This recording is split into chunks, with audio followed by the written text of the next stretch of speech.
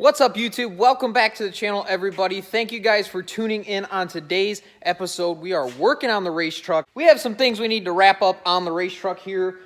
We've done a few things off camera, so I'm going to go over those real quick, and then we have a very cool install coming up.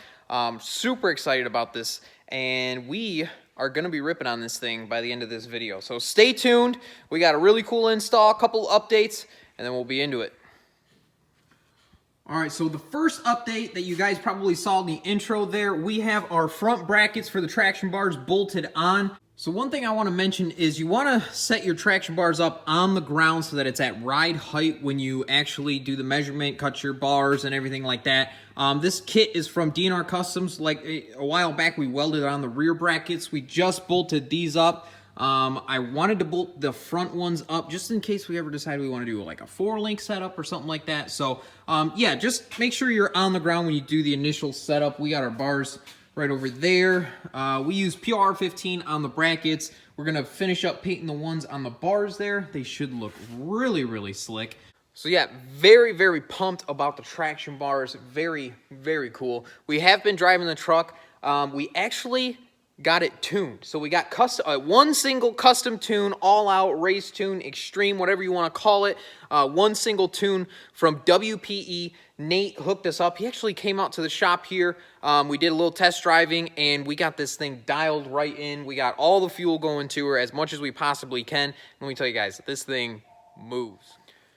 So huge shout out to Nate over at WPE Diesel. His tuning is on point. And it makes this truck it woke this thing right up, finally taking advantage of all the mods that we've done to the truck. So very excited, very happy that he was able to do that for us. Another update, as you guys saw in the beginning of the video, we put our gauge setup in. Right now we have the pillar. It is a different color. I know, we'll get that taken care of.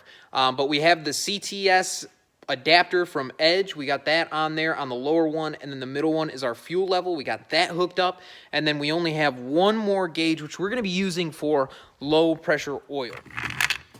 So for our last gauge port all the way at the top, we have low pressure oil. I want to be able to monitor this, especially with the remote oil filter and cooler setup that we have on the truck. This little sending unit, it's just not going to work. I'm not a big fan of this. This thing is going to look hideous on there. But for now, I think it's what we're going to run. It goes from it'll actually mount on the delete plate, the Bulletproof Diesel delete plate, and then go up to our gauge. It's the same type of wiring. You basically have a signal, a ground, and then a 12-volt source for ignition, and then you have just a 12-volt power for the LED light. But it's going to match our other gauge. So yeah, very, very cool. And then the last update that we have for it is we actually painted the front bumper. The front bumper was absolutely hideous, and I was tired of looking at the textured black that it had, so we've painted it up just to kind of give it an offset, a little bit of a better look for the race truck temporarily. Eventually, we're probably going to go with like a fiberglass front bumper, fenders, rear bed sides, and everything like that. But for now, this will actually make it look a lot better than what it did before. So now getting into what we're going to be installing today. This is so exciting. It wasn't really a big issue until we got it tuned, and now it's kind of becoming a bigger issue. And it's something I wanted to do later on anyways. It's just that, you know, now's a better time than ever. So what we are going to be doing, right here, we have a aluminum diff cover. This is directly from Ford. They actually make one for these trucks. Let me see if I can find a part number here. So there's the part number for you guys for the aluminum diff cover for, I believe, is a 10.25 or a 1050 rear axle. It comes with the fins and everything. This is just a really nice upgrade. It's an OEM design. I don't know if anybody's seen the Gale Banks episodes about the rear diff covers. So that's kind of one of the reasons we went with this. It's only like $50 or $60, something like that, for this cover compared to like aftermarket ones. And from what Gale Banks was able to prove, I think, you know, this is probably the best option. Now, we are not just going to be installing this. We also got something from Yukon Gear and Axle. So if you haven't guessed what it is, our boys over at Yukon Gear and Axle, they hooked us up with a full locker system. It's an automatic style locker. This is just, oh man, look at this thing. This thing is slick. This thing will not break, and it's going to send the power to the wheels like no other.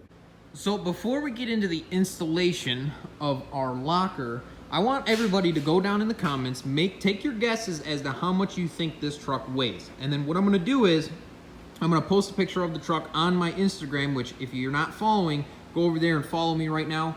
I'll add my Left Lane Diesel's name down in the description, as well as right here on the screen. But take your guesses. What do you think this truck weighs? I'm gonna post a picture, and on Instagram you can take your guesses there as well as down in the comments.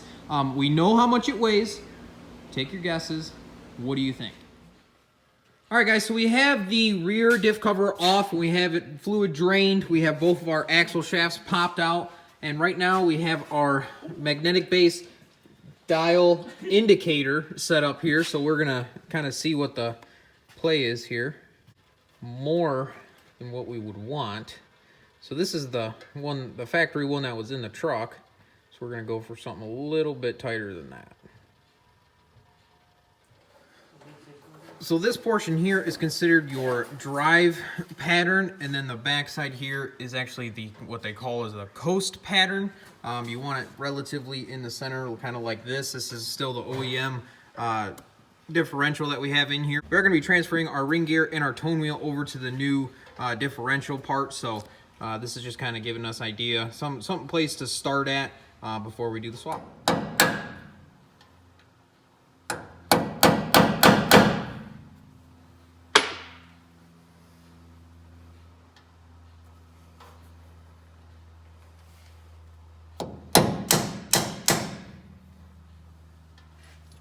So what we just did there is we labeled our caps here for right and left, and then up and down. We're going to put the bolts in the exact same position as we had them before, just to make sure everything goes back in the same place, in the same order.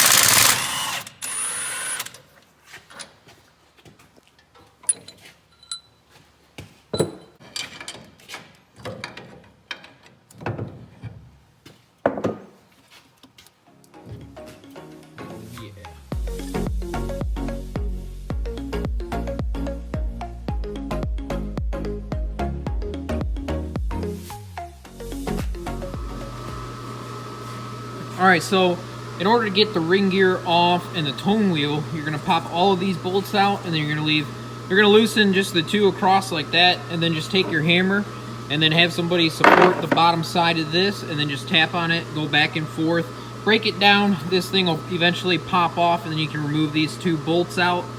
Pretty simple, nothing too crazy just yet.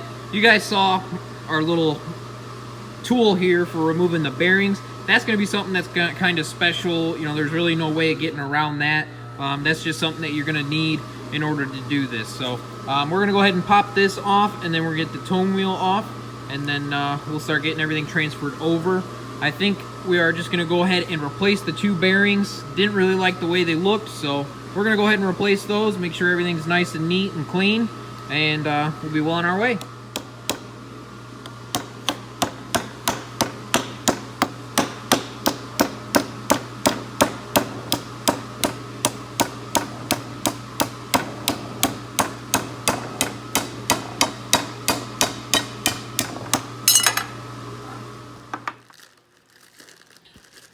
Okay, so we have our ring gear back on to our differential here. We did a crisscross pattern on these bolts, torqued these to 111 foot-pounds, went back through just to double check, and then we have our new race and bearings that we're getting ready to press on. And then next thing you know, we'll be back in. We are going to be running Schaefer's 75-140 oil in the old girl, but yeah, I'll get some footage of us pressing the bearings back on, and then we'll get this sucker put back in.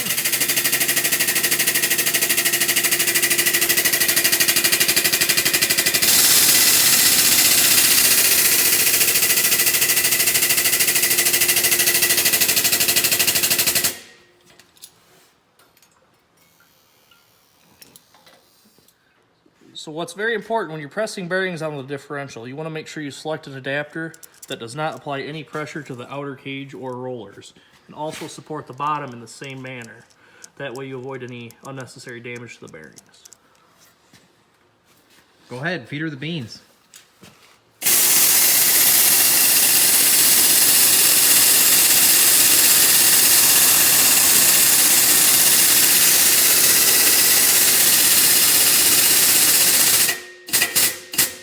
Tons.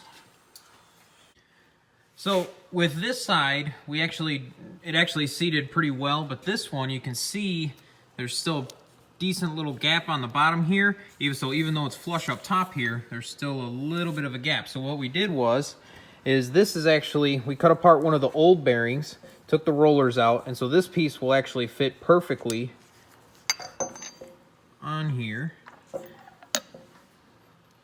and press only on the bearing.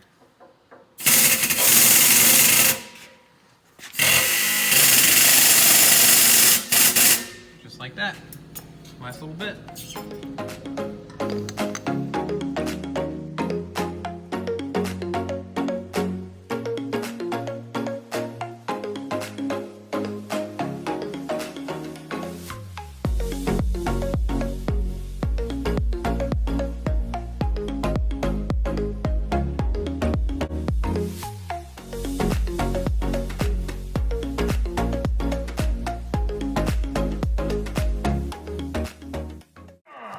Okay, so Taco Bell.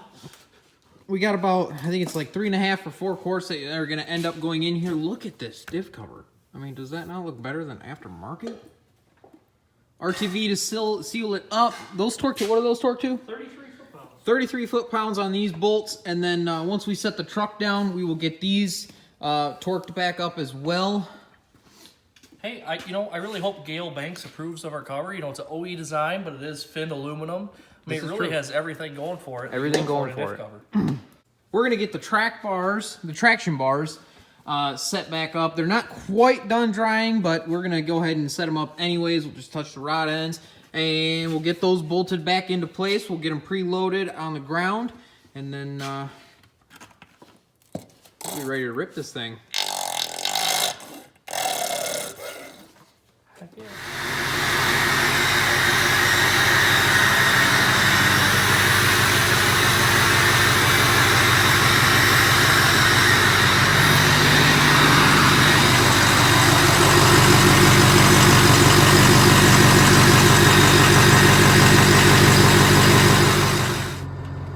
All right, guys, so we're getting ready to take it for its first rip around the block. We're gonna let it warm up a little bit, let the truck warm up, let the diff warm up, you know, maybe go side to side a little bit, let some of that fluid, the Schaefer's oil, and get down into the hubs and everything like that.